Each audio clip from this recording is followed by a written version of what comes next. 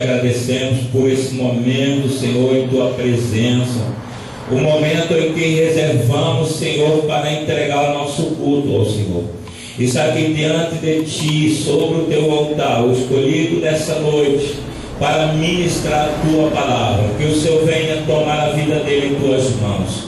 Que o Espírito Santo venha conduzir a vida do Teu Filho sobre o Teu altar.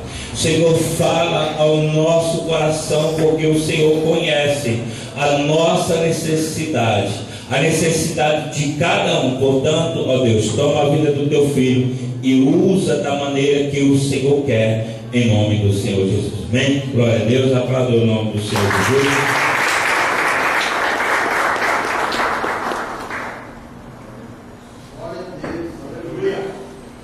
Saúde a igreja na paz do Senhor Jesus. Amém. Amém. Irmãos, para mim é motivo de muita alegria estar aqui, ministrando a palavra do Senhor. E quando eu estava sentado, eu estava lembrando, há quase 2 anos atrás, o pastor Moisés foi a pessoa que me deu a primeira oportunidade para ministrar. Para mim, sempre que eu subo aqui, eu estou ao lado dele, eu fico até me emociono, porque foi a pessoa que acreditou e abriu as portas e falou assim: ó, vai lá que confio no ministério que o Senhor te deu. E que Deus te abençoe, viu, pastor? Meus queridos, eu quero ministrar uma palavra que o Senhor me deu na terça-feira passada. O bispo já te... Pode tomar assento, eu já vou pedir para você levantar novamente para você descansar. O bispo já tinha falado que eu ia ministrar, mas eu ia ministrar no dia 28. E eu ainda não tinha preparado nada, e eu estava no culto e o Senhor me deu essa palavra. Mal eu sabia que na realidade eu não ia ministrar dia 28, eu ia ministrar terça-feira agora. Mas é uma palavra forte. Talvez você não vá falar em línguas, talvez você não vai ficar glorificando o nome do Senhor a todo tempo. Talvez você não vá pular, saltar, talvez você não vai fazer nada disso. Porque o objetivo dessa palavra é trazer à igreja a consciência de quem ela é. Eu normalmente, quando eu vou ministrar em outras igrejas, ou até mesmo aqui, o Senhor tem me dado uma palavra aquela palavra de ânimo, aquela palavra de motivação. Mas de uns dias para cá, o Senhor, Ele tem falado comigo de uma forma diferente. E é dessa forma que o Senhor quer falar com a igreja no dia de hoje. Eu peço que antes de mais nada, eu peço que você feche seus olhos, eu quero fazer uma oração. Não menosprezando qualquer outra oração que foi feita, mas apenas para somar. Senhor nosso Deus, maravilhoso e eterno Pai, estamos aqui, Senhor, em Tua presença. Nós sabemos, cremos e temos a convicção que o Senhor se faz presente. Senhor, eu quero te pedir, Pai, algo diferente nessa noite.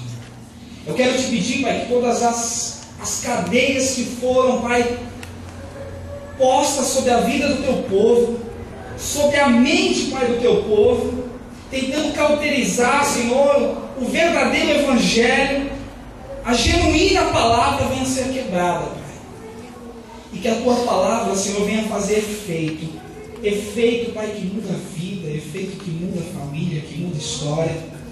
Senhor, que a cada palavra aqui, Senhor, ministrada, venha ficar no coração do Teu povo e venha acompanhá-los todos os dias de suas vidas.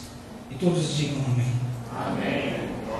Eu quero que você abra sua Bíblia em Romanos, capítulo de número 12, versículo de número 2. Eu gostaria de já estar pedindo para o Elias. Elias, você me ajuda no violão? No fundo musical, por gentileza? Fica mais gostoso de ministrar a palavra do Senhor. Romanos, capítulo de número 12, versículo de número 2. Como eu disse, hoje, a mensagem de hoje vai ser uma mensagem de reflexão. Mas isso não quer dizer que o Senhor não tenha milagre para a sua vida. Porque a partir do momento que você sobe essa escada, o Espírito Santo de Deus já está te esperando, já está te aguardando. Ele sabe o que você precisa, Ele sabe o que está acontecendo com a na sua casa, na sua família. Ele sabe, Ele conhece tudo isso. Muita gente fala assim: quando você vir na casa do Senhor, deixa tudo lá para trás, deixa tudo lá fora, esquece os problemas, deixa tudo para lá. Não pense, esqueça tudo. Eu quero te dizer uma coisa: as coisas não são bem assim. Quando você vir na casa do Senhor, venha para adorá-lo mesmo, mas também coloque aos pés daquele que pode fazer o milagre. Não simplesmente chega, vem aqui, esqueça que lá fora você tem uma vida. Vem aqui com o propósito de mudar de vida. Vem aqui no propósito de sair daqui diferente, de sair daqui com posse do milagre. Porque Jesus, Ele é milagre. Jesus, Ele é vida. Jesus, Ele transforma. Jesus, Ele muda. Jesus, quando esteve na terra em forma de homem, aonde Ele passava, algo acontecia. E hoje não é diferente. Talvez você não está vendo Ele. Talvez você até mesmo não está sentindo Ele. Mas Ele se faz presente. Aquele que pode mudar a sua história se faz presente na noite de hoje. Aleluia. Então, quando você vir na casa do Senhor, entrega os seus problemas nas mãos dele. Não deixa lá fora, não. Entrega para que você venha entregar a Ele a genuína adoração. E Ele quer, Ele precisa, Ele deseja ouvir as suas necessidades. Não é simplesmente você ficar calado e achar que Deus vai ficar adivinhando os seus problemas. Na realidade, Ele sabe dos seus problemas, mas Ele quer ouvir você falar dos problemas para Ele. Porque você fala com o seu amigo de trabalho, você fala com os seus colegas, você não pode falar para Deus, por quê? O objetivo dessa palavra é justamente isso: quebrar os elos, quebrar os protocolos que ao longo do tempo foi colocado sobre as nossas vidas. É trazer a você consciência de quem é Jesus, do que é o Evangelho, do que é viver uma vida com Jesus. Viver uma vida com Jesus é viver uma vida de novidade. A cada dia, a cada instante, a cada momento uma transformação, a cada momento algo diferente. Esse é o Evangelho de Deus para as nossas vidas. O Evangelho que traz a salvação. Romanos capítulo de número 12, versículo de número 2, diz assim: e não vos conformeis com este século, e não vos conformeis com este, mas transformai-vos pela renovação da vossa mente, para que experimenteis qual seja a boa, agradável e perfeita vontade de Deus. A igreja diz amém. Vamos repetir o início. Não vos conformeis com este. Quem escreveu essa carta aos Romanos foi Paulo. E quando nós lemos um texto de Paulo, muitas vezes nós ficamos vários momentos pensando e tentando entender o que Paulo diz. Porque Paulo, ele era um homem que ele tinha uma sabedoria totalmente diferenciada. Uma sabedoria que somente o Espírito Santo de Deus pode dar. E para que possamos entender o que Paulo diz, precisamos do Espírito Santo de Deus em nossas vidas. Paulo, além de um seguidor de Jesus Cristo, não Jesus Cristo em forma de homem, porque Jesus Cristo já tinha sido crucificado na época de Paulo, quando Paulo iniciou seu ministério, mas ele era alguém que acreditava em Jesus Cristo, acreditava no Evangelho, acreditava que o Messias já tinha vindo à terra, já tinha morrido por mim e por você. E Paulo, quando ele pregava, ele falava de uma forma que muitos não entendiam. Mas se você ler com um pouquinho mais de paciência, um pouquinho mais de atenção, você vai conseguir entender que tudo que Paulo falava havia uma coerência. Paulo ele era um homem muito inteligente, um homem que estudou muito. Ele era teólogo de formação, fariseu, rabi. Quando falamos fariseu, logo pensamos na expressão hipócrita, porque hoje, quando falamos fariseu, logo lembramos da expressão hipócrita. Mas quando naquela época se falava fariseu, o que estava, a pessoa com esse título, ela estava expressando o seguinte: eu sou um representante de Deus na terra, eu tenho condições de falar sobre Deus. Paulo, ele era um fariseu, ele conhecia toda a lei judaica, todos os livros do Antigo Testamento, todos os profetas maiores, profetas menores, tudo isso ele conhecia. Se você ler as cartas de Paulo, você vai entender que tudo que ele fala no Novo Testamento tem uma coerência com o Antigo Testamento. Paulo, ele era um homem, como eu disse, muito inteligente. Além dele ser fariseu, teólogo, um mestre da lei, Paulo falava 4 idiomas. Ele falava hebraico, aramaico, grego, latim. Paulo tinha dupla nacionalidade. Além da nacionalidade judaica, ele tinha nacionalidade romana. Paulo, quando falava da palavra do Senhor, ele sabia do que ele estava falando. Paulo, quando escrevia, ele estava entendendo tudo o que estava acontecendo à sua volta, toda a cultura do povo, todo o que o povo adquiriu de conhecimento. Paulo já entendia isso. Quando Paulo escreveu aqui: não vos conformeis com este século, eu não quero me apegar ao contexto histórico dessa época, porque quando Paulo se referia aqui, ele estava também se referindo a este tempo, a este período, porque havia uma grande preocupação, porque naquela época, os filósofos daquela época tinham uma grande parcela na importância da formação da sociedade. E ali havia grandes filósofos, e a sociedade ela era induzida a pensar de uma forma. E havia essa preocupação em Paulo, porque Paulo muitas vezes não queria que o pensamento ateísta entrasse no coração dos novos cristãos. E havia aqui uma preocupação. E esta preocupação de Paulo, não vos conformeis com as coisas deste século, abrangia uma área tão grande na vida do povo, que ela é aplicada também nos dias de hoje. Como eu disse, tudo que Paulo falava havia uma coerência.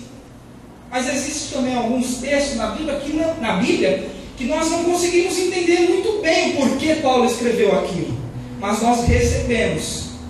Porque tem um texto que fala em 1 Coríntios, capítulo de número 1, versículo de número 27, se eu não me engano, que diz assim: Deus escolhe as coisas fracas deste mundo para confundir as fortes. Aleluia. Deus escolhe aqueles que não são, aqueles que são desprezados, aqueles que são rejeitados. Sabe aquele povo que são rejeitados, que ninguém gosta, que ninguém acredita? Sabe, Deus escolhe esses. Aleluia. Sabe para quê? Para confundir aqueles que acham que são. Aqueles que se acham tão fortes, Deus escolhe aquele que é o mais fraquinho perante os homens, para confundir. Aqui existe algo que coloca a nossa mente a pensar. Mas nós temos apenas que receber. Aleluia. Porque nós somos fracos. Glória a Deus. Como já foi dito no louvor, nós não somos nada. Sem Deus não somos nada. E essa é a posição de um cristão, daquele que crê em Jesus Cristo, daquele que crê nessa fé, é saber quem você é. E você não é nada. Eu não estou te menosprezando, eu não estou te colocando para baixo. Porque o fato de você não ser nada para os homens, você é muita coisa para Deus. Aleluia. E o fato de você ser muita coisa para Deus é o suficiente para você ser um vencedor. Para você ser um vencedor na sua vida pessoal, na sua vida conjugal, no seu trabalho, no seu ministério. Viver uma vida com Cristo é viver uma vida de vitória, uma vida de conquista. Não pense que só pelo fato de você falar assim: Senhor, eu não sou nada, eu sou tão pequeno, Pai. Não pense que por isso te faz um derrotado. Porque quando você se humilha aos pés do Senhor, Ele te ergue, Ele te exalta, Ele te coloca em lugar de destaque. Sabe por quê? Porque quem deve receber toda a honra e toda a glória é Ele. Aleluia.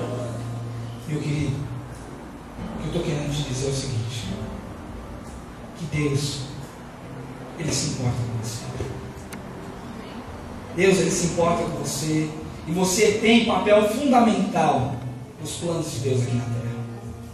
Por isso que Paulo escreveu: não vos conformeis com este século. E eu quero entrar com você nessa parte. Porque hoje nós temos visto uma igreja que a cada ano cresce, a cada ano aumenta, a cada ano está conquistando mais espaço na mídia, a cada ano mais evidência, mas a cada ano que passa, eu vejo a igreja com uma conduta de vida diferente. Eu vejo uma igreja que esqueceu dos princípios bíblicos, dos princípios que Jesus deixou.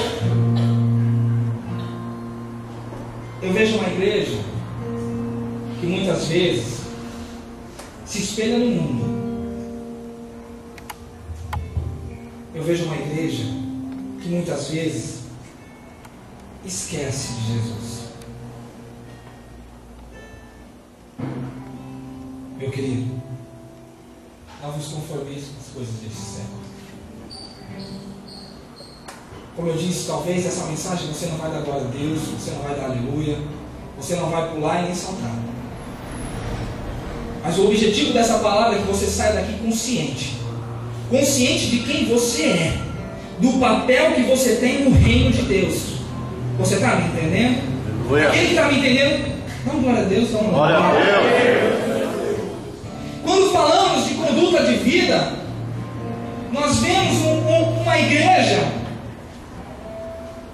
que é aparentemente uma igreja forte, uma igreja que está cada dia mais em evidência, mas uma igreja que quando sai da porta para fora é igualzinho a todo mundo. Quando sai da porta para fora, não glorifica mais o nome do Senhor. Aleluia. Uma igreja que quando está aqui sentado, levanta a mãozinha, dá glória a Deus, aleluia, e o Senhor é meu pastor e nada me faltará. E quando chega lá fora, começa a criticar, começa a falar um monte, está faltando tudo, não sei o que lá, e começa a criticar. Está igualzinho. Eu quero questionar exatamente isso. A sua conduta, a conduta da igreja de Cristo nos dias de hoje. Nós vemos nos meios de comunicações tantas coisas acontecendo. Nós vemos tantas coisas acontecendo e a igreja muitas vezes é tão omissa. Aí eu creio que você me pergunta: o que eu posso fazer? Talvez você não é uma pessoa que tem influência, mas você tem uma arma tão grande nas suas mãos. E sabe qual é? A oração. Aleluia, Jesus. Sabe? Nós vemos tantas pessoas com um princípio tão errado de adoração que nos causa preocupação. Muitas vezes as pessoas falam assim: Elias, adoração é louvar, adoração é cantar, mas esquece que a adoração é muito mais que isso. A adoração é muitas vezes um momento que você chega no seu quarto, dobra o seu joelho e ora. Ora pelo seu país, ora pelas pessoas que estão à sua volta, ora por aquele que te ofendeu, aquele que te traiu. Isso é adoração, meu querido. Mas muitas vezes as pessoas esquecem de falar isso e quer somente mostrar o que é bonito, porque é lindo louvar, é lindo cantar, é lindo dançar. Isso é lindo e Deus recebe também como adoração, e Ele quer isso de você. Como você vem na casa de Deus e não canta? Como você vem na casa de Deus e não louva? Esses dias eu tenho estado tão triste, sabe por quê? Porque eu estou com a minha garganta terrível. Minha garganta está muito ruim. E esses dias eu tive que ficar caladinho, sabe por quê? Porque eu tinha que ministrar sexta-feira. Eu fui ministrar numa Assembleia de Deus sexta-feira, com a garganta ruim. E eu também tive que ministrar hoje aqui, com a garganta ruim. E muitas vezes o louvor, aqui eu não podia falar, eu não podia louvar. Mas sabe, o coração, quando a boca não louva, o coração louva, meu querido. A conduta de vida sua, lá fora, é fundamental para o reino de Deus. Eu te questiono, como você tem sido no teu trabalho? Como você tem sido na tua casa? Como você tem sido com os teus filhos? Será que você apoia teu filho? Será que você apoia tua filha? Apoiar não é passar a mãozinha na cabeça não, filho. Apoiar muitas vezes é pegar a vara, porque não é pecado não, viu? A sociedade fala, e eu creio, não sei se já foi aprovado a lei da pomada, que você não pode, mas muitas vezes é necessário. Muitas vezes é necessário. Porque às vezes eu estou conversando com a minha esposa e ela fala, há algum tempo atrás, que até o jeito de olhar do pai já amedrontava ali. A pessoa já ficava, opa, peraí, não vou fazer não, porque senão o couro vai comer. E quando eu peguei essa fase, já estava terminando. Por isso que eu fiz muita coisa errada. Por isso que eu não desviei dos caminhos do Senhor. Mas eu sei o preço que eu paguei. Eu sei. Aleluia. E muito me dói, às vezes, quando eu lembro das vezes que eu desrespeitei meu pai e minha mãe. Porque eu lembro, eu tenho consciência que um dia eu não vou tê-los mais. Então, você que é jovem, adolescente, criança, honra teu pai e tua mãe. Ouça os conselhos do teu pai e da tua mãe. Eu sei que parece uma palavra chata, uma palavra cansativa, que parece que você até mesmo vai dormir. Eu sei que parece. Mas é o que o Senhor reservou para a noite de hoje. Aleluia. Eu gostaria muito de chegar aqui e falar assim: o Senhor vai fazer um milagre na sua vida, o Senhor vai mudar a sua história. E Ele vai mesmo fazer isso, mas o Senhor, Ele me manda falar sobre conduta de vida, sobre princípios morais. Quais são os seus princípios? Quem disse que crente não tem princípio? Quem disse que crente não pode pensar, não pode ter opinião? Meu querido, qual está sendo a sua conduta? Qual está sendo os seus princípios? Como eu disse, eu vejo uma igreja que traz os costumes lá de fora para cá. Aí eu quero que você fale assim: não é o nosso caso. Fala assim: não é o nosso caso. Não é o nosso caso. Meu querido, eu vejo uma igreja que traz os costumes lá de fora aqui para dentro. Muitas vezes nós aprendemos lá fora a nos vestir de uma forma, e quando chegamos aqui dentro queremos continuar da mesma forma. Eu não vim aqui pregar doutrina e nem legalidade cristã. Eu creio na liberdade. Cristo te libertou. O Espírito Santo de Deus te convence de todas as coisas. Eu não vim aqui para dizer que você deve vestir isto ou aquilo. Me entenda bem. Mas para tudo há um senso.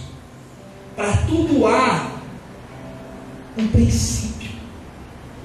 Aí que entra a parte dos princípios. Porque o nosso maior princípio como cristão é amar o nosso próximo. Se você ama o teu próximo, como que você vai ficar pensando no mal dele? Aí talvez você fale, mas eu não penso no mal do meu irmão. Mas como não, meu querido? Como não, se quando você está lá na rua, a irmãzinha passa, você fala aí, e olha, você não está vendo, mas talvez tenha alguém que esteja te vendo, sabe que você é cristão. Como você vem aqui na igreja de uma forma inadequada, fazendo o teu irmão pecar, fazendo a tua irmã pecar. São princípios que devem ser levados em consideração. Pensa nisso, reveja os teus conceitos. Eu estou te falando isso em amor. Eu não estou vindo aqui apontando o dedo para você e falando, faça isso e aquilo, eu não tenho esse direito. Como eu disse, eu creio que o Espírito Santo de Deus convence o homem, convence a mulher. Não adianta eu chegar aqui e falar assim, ó, você está em pecado. Quem sou eu para falar de você?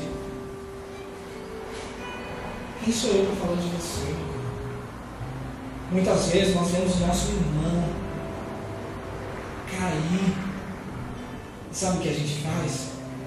A gente vira as costas. Quantas vezes isso acontece? Eu tenho 23 anos de evangelho, desde quando eu nasci. Eu nunca vi uma religião que mata tanta gente. Mata por dentro. Mata sonhos. Mata fé. Mata o espírito, mata a alma, como a nossa. Verdade. Sabe por quê? Porque os princípios, os valores estão invertidos. Quando o irmão cai, sabe o que você tem que fazer? É ir lá e ajudar ele. Quando o irmão cai, sabe o que você tem que fazer? Tem que ir lá e estender a mão para ele. Isso não é hipocrisia. Passar a mão na cabeça é hipocrisia. Isso sim é hipocrisia. Agora, estender as mãos e falar, vem que eu te ajudo, isso não é hipocrisia, isso é um dever seu, meu e seu, ou melhor, Aleluia. o teu irmão é um ser humano, o teu irmão precisa da tua ajuda. Diz a palavra do Senhor que aquele que diz que ama a Deus e não ama o teu irmão é mentiroso. Diz a palavra do Senhor, não sou eu que estou falando aqui não, é a palavra do Senhor, está escrito. Me perdoe, mas é a palavra que tem que ser dita. O que você tem sido? Como você tem sido do seu irmão? Eu lhe pergunto, mas não responda para mim. Meu querido, além de todas essas coisas, como eu disse, nós vemos também tanta legalidade na igreja, tanto isso e aquilo, tantas normas humanas, doutrinas arcaicas que não tem nada a ver com o Evangelho de Jesus Cristo. Como eu disse, quem sou eu? Quem é apóstolo, bispo, pastor, diácono, obreiro, presbítero, para dizer o que você pode e o que você não pode? O que é e o que não é? Meu querido, eu vi algo esses dias na internet. Eu gosto de assistir bastante mensagem na internet e algo me entristeceu muito. Eu vi um homem, ministro do Evangelho, uma certa influência ele tem, principalmente nos jovens. Eu não vou falar o nome dele aqui para não causar polêmica, não tem o caso, não é o caso. Mas este homem criticou de uma forma tão severa letras de louvores, letras de canções. Eu vou te dar um exemplo. aquela canção do David Killer que fala assim: abraça-me. Falando que isso não é letra que deve ser entoada a Deus. Como pode dizer isso? Eu lhe pergunto, quem é este homem para falar isso? Quem é ele para falar isso? Legalidade cristã, religiosidade, hipocrisia pura. Sabe por quê? Porque muitas vezes nós estamos em um estado de espírito que nós precisamos chegar no nosso quarto, só nós e Deus, e falar: Senhor, abraça. Quem aqui nunca precisou falar isso para Deus? Quem aqui nunca precisou e sentir um abraço de Deus, sentir acolhido por Deus? Em momentos de aflições você vai cantar fé mais fé, amor mais amor. Canta isso. Sem hipocrisia, eu estou falando aqui. Se você cantar isso, você vai continuar da mesma forma. Sabe por quê? Porque Deus usa diversas formas para ministrar o nosso interior. Pessoas que chegam em meio de comunicação, como uma televisão, e falam assim, porque você está preocupado aí com essa doencinha crônica, só porque você está morando em uma favela, você não tem nada para comer, por que você está preocupado com isso? Sabe por quê? Porque ele não está preocupado com você. Eu estou te falando isso não é para falar mal de ninguém. Eu estou te falando isso é para te vacinar contra a hipocrisia, contra a legalidade cristã. Porque quando você ouvir isso, você repreende o nome do Senhor Jesus. Porque o Senhor, Ele é milagre. Porque o Senhor, Ele é transformação de vida. Ele não te trouxe a terra aqui para que você viva doente, para que você viva decretado a falência, para que você viva uma vida medíocre. O Senhor te trouxe aqui para ser liberto, para ser curado, para viver uma vida de prosperidade, uma vida de transformação, uma vida de salvo. Sabe por quê? Porque testemunho maior é você na terra. Como você quer que as pessoas sejam curadas, que as pessoas sejam transformadas, que as pessoas sejam salvas, se a sua vida não é mudada? Sabe o que é isso? Isso é estratégia de Satanás para cegar o povo de Deus, esquecer de tomar posse daquilo que o Senhor colocou para nós como herança. Você é livre em Cristo Jesus. Aleluia. Por que você deve viver à base de remédios? Por que você deve viver como um dependente químico? Por que, meu querido? Você nasceu para ser livre.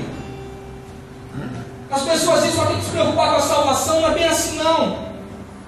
Se preocupa com aqui na terra também. Sabe por quê? Porque você só vive uma vez.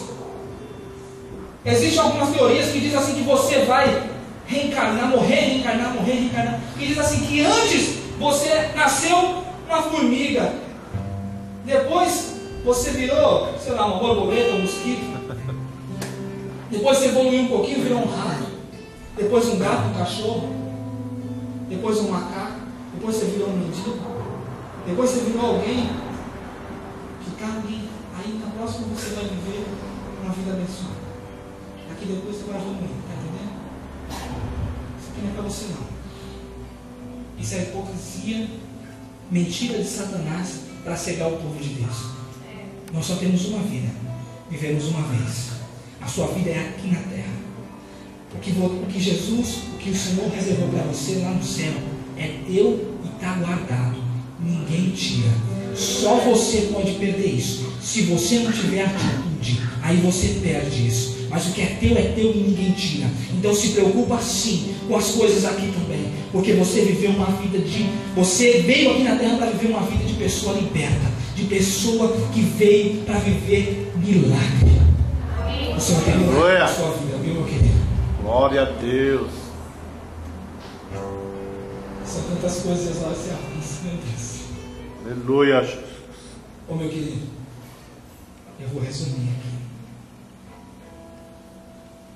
Não seja acomodado. Tenha atitude. O mundo vive de forma acomodada. Você é o que você tem. Não viva dessa forma. Você é filho de Jesus Cristo, filho de Deus. O que você tem de mais importante é Cristo, é a tua salvação. O Senhor tem novidade de vida para a sua vida, para a sua família. E aqui, eu quero chamar a atenção, sabe de quem? De nós, obreiros da casa do Senhor. Aleluia, Jesus. Quantas vezes nós estamos acomodados? Quantas vezes nós somos omissos ao pregar a palavra de Deus? Quantas vezes eu já conversei com o presbítero Luiz aqui e falei, Luiz, muitas vezes eu fico temeroso ao pregar, porque eu conheço tanta gente na igreja e é tão difícil falar coisas que talvez a pessoa pense que eu estou falando diretamente para ela. Aí nós somos omissos, acomodados. Acomodados ao quê? Acomodados à nossa situação de segurança. Eu não vou falar porque meu irmão não vai ficar chateado. Se eu falar, ele vai ficar chateado. Mas se você não falar, você vai estar sendo omisso. Então vocês que ministram a palavra de Deus, não sejam omissos. Nós, obreiros, pastores, presbíteros, diáconos, oficiais na casa do Senhor, vamos ser servos efetivos na casa de Deus. O pastor Geraldo uma vez falou algo tão interessante, mas tão simples ao mesmo tempo. Nós estávamos orando no monte e o pastor Geraldo falou assim, Senhor, o pastor Geraldo ele confirma, eu não quero que nós ficamos da mesma forma, eu quero que nós venhamos funcionar. Não é verdade, pastor? Aleluia. Venhamos funcionar. Obreiro, você tem um ofício, você foi chamado, você tem um chamado para as nações. Agora eu lhe pergunto, você acha que a Tabernáculo da Aliança vai ficar só aqui no Lausanne Paulista? Você acha que você vai ficar sentadinho nesse banco? Somente ficar de pé quando você tem a sua escala? Eu te pergunto. Talvez você vai falar assim, mas quem é você para você falar? Eu sou aquele que o Senhor mandou falar. Aleluia. O Senhor mandou eu falar para você agora. E eu estou falando. Não seja omisso. Existe uma palavra em Ezequiel que diz assim, ai dos pastores.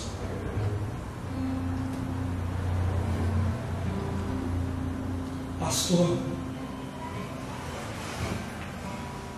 você tem obrigações. Presbíteros, vocês têm obrigações.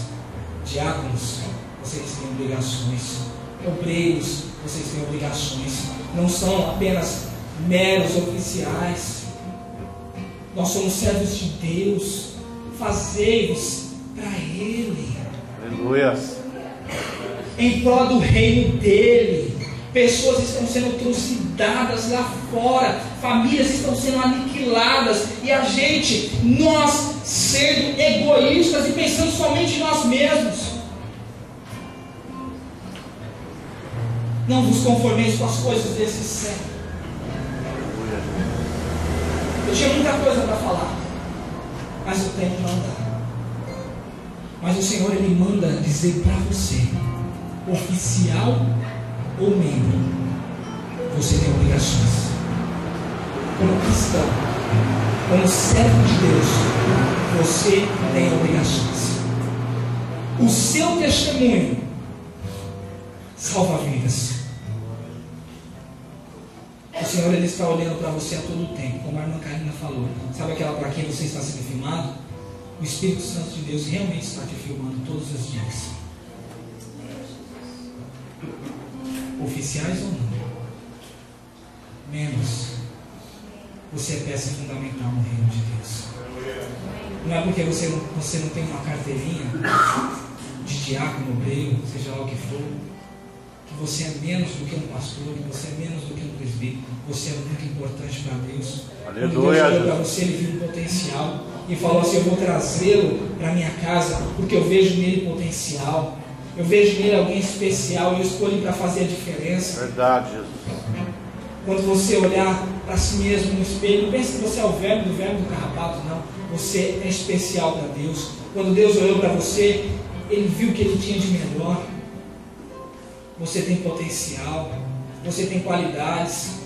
Não deixa ninguém falar que você não pode, não deixa ninguém falar que você não sabe falar, não deixa ninguém falar que você não sabe, que você não tem condições, que você não tem conhecimento, que você não tem estudo. Não deixa ninguém falar isso para você, não. A palavra do Senhor diz: nenhuma habilidade vos falta. Sabe por quê? Porque o Espírito Santo de Deus é aquele que ministra a nós, é aquele que nos ensina, é aquele que nos conduz dia a dia, hora a hora, minuto a minuto. Não há por que falarmos que estamos sós. Nas dificuldades da sua vida, lembre: Jesus Cristo está com você. Nos momentos difíceis, lembre: Jesus Cristo está com você. Nos momentos difíceis, lembre: você tem um irmão. Nos momentos difíceis, lembra: você tem um pastor. Nos momentos difíceis, lembra: você tem um bispo. Os oficiais da casa de Deus estão aqui para te ajudar.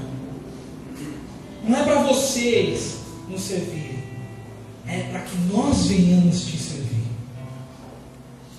Vocês estão entendendo? Quem está entendendo diz amém. Amém. Glória a Deus. Não vos conformeis. O que é do mundo é do mundo. Vida diferente. Vida transformada. Princípios diferentes. Condutas diferentes. É o que o Senhor tem para a sua vida. O Senhor tem milagre na sua vida. Mas Deus manda nós, como igreja, como corpo, para que sejamos um corpo saudável, um corpo efetivo e próspero, que venha multiplicar, que nós venhamos corrigir os nossos erros, corrigir aquilo que nós estamos errando, aquilo que nós estamos falhando, porque muitas vezes nós olhamos como espelho o mundo. Olha como espelho Jesus Cristo. Os princípios dele é infalível. Colocando em prática os princípios dele, você vai viver uma vida extraordinária. E quando eu falo extraordinária, é extraordinária mesmo. Você vai ganhar almas para Deus. Você vai ter uma vida abençoada.